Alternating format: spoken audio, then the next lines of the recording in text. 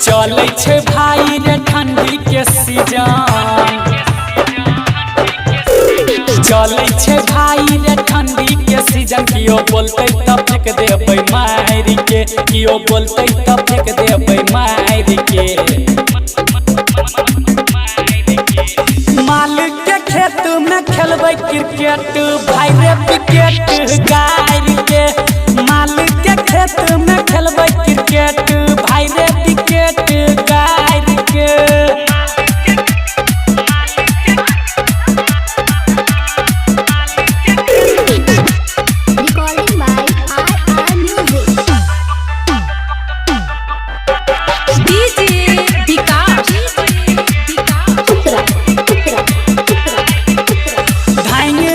पूरा खेत गहूम के, चौका छक्का मारबै झूम झूम के।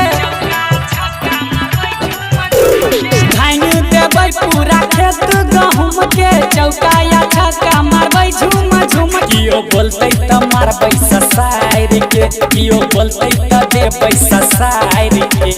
मालिक के खेत में खेलबै क्रिकेट, भाई रे विकेट गारि के। मालिक के खेत में खेलबै क्रिकेट, भाई रे विकेट गारि के।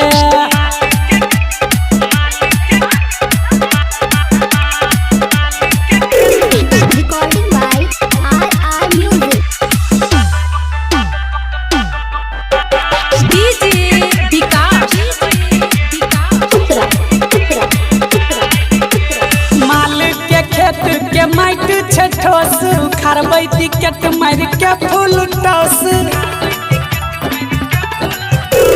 मालिक के खेत के माटि छै ठोस, उखाड़बै विकेट मारि के फूल टॉस। राइटर राजा कहै लेबै झारि के, सिंगर घनश्याम कहै लेबै झारि के।